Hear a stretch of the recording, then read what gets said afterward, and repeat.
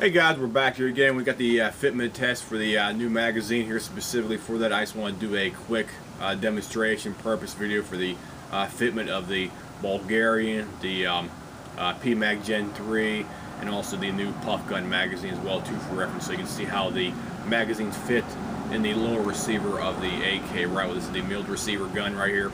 So we'll show you here first the Gen 3 PMag right here specifically. This one locks in perfectly nice and tight. Show you that for demonstration purposes right here. That one locks in perfect, guys. This one probably has the best fit of all the magazines I actually have here myself here. Fits in perfect. There's no wobble sideways. There's no wobble front and back, and it locks in perfect. And the feed angle looks absolutely perfect for the actual internal geometry when it's pushing a bullet up into the chamber right there, for reference. So that's my personal favorite magazine right now. It fits fine. It functions fine, and seems to feed the bullet up a nice and tight angle right there for that. So when it's locked in, it's perfect in there for the actual mag well lock.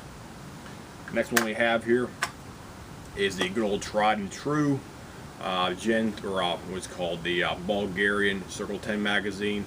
I have the enhanced United States made follower in this one right here for reference. This one locks it nice and tight. However, it's a teeny amount of bit of play in the actual magazine.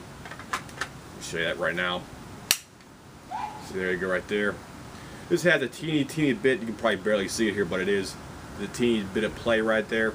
Can't do anything about it, but this is basically the OEM magazine from the factory, the same place where you get your receiver from over in Bulgaria. So it's good. It's good to go, guys. No problem with it whatsoever. For reference, we've got a second one here as well too. Same thing. Put that in the gun here. You can see look on the side down here. Nice and tight. This has a teeny bit of mild wobble.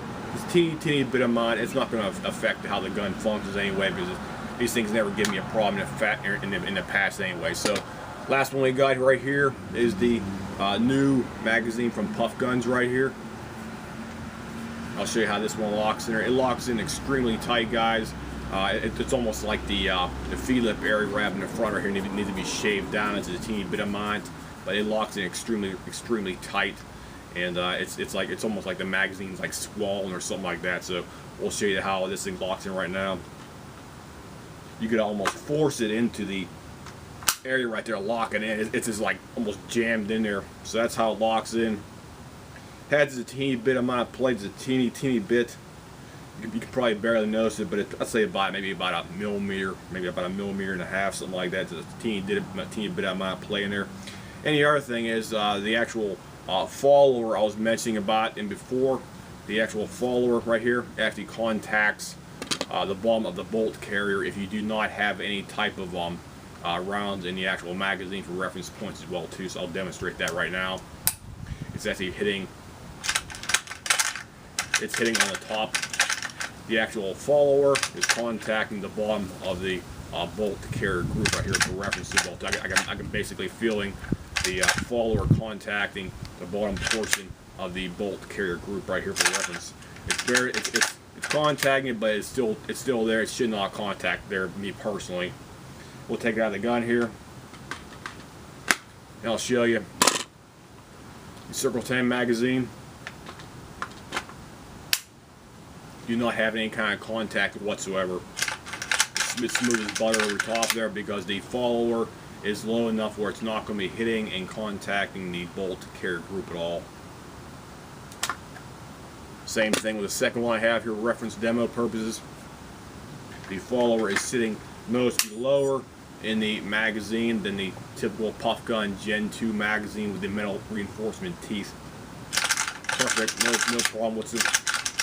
No problem with it whatsoever. And with the last one we have here for demonstration, the good old PMag right here, the PMag Gen 3 with the reinforcement front portion in the back and reinforcement in the back and front portion. So this one has the yellow or orange follower. This one does not have any kind of issues with it whatsoever. That goes perfectly fine. The follower is not contacting the bolt carrier group in any type of way or shape or form. And we'll demonstrate the PufGun magazine here again as well too for reference. This one locks in extremely tight. You gotta basically almost force it up into the mag well. There we go. Make sure it's nice and secure. There it is. So before it is contact, I can noticeably feel it contacting the bottom of the bolt carrier because the follower is sticking up just a teeny bit high in there. And I don't know if it's a design, inherent design thing with the magazine, or if it was intended or not intended to do that. I just don't know. I don't know why it's doing that. I just want to make a note of that in the video for reference points, so you can have my unbiased opinion of the magazines when you compare them to my other magazines like the P-Mag and also the Circle 10 magazines for reference as well too, guys. So that's been the video for the fitment and the overall impression of the magazine. Get this thing out of here. It's extremely tight. So anybody has any comments, questions, whatnot about that magazine, the PufGun magazine, feel free to leave me a message here, and I'll try to get back as soon as possible with some kind of a basic answer to any questions you may have about the PufGun Gen 2 magazine with the metal reinforcement front and rear locking lug portion right there, guys. So I'll see you guys. Have a nice day.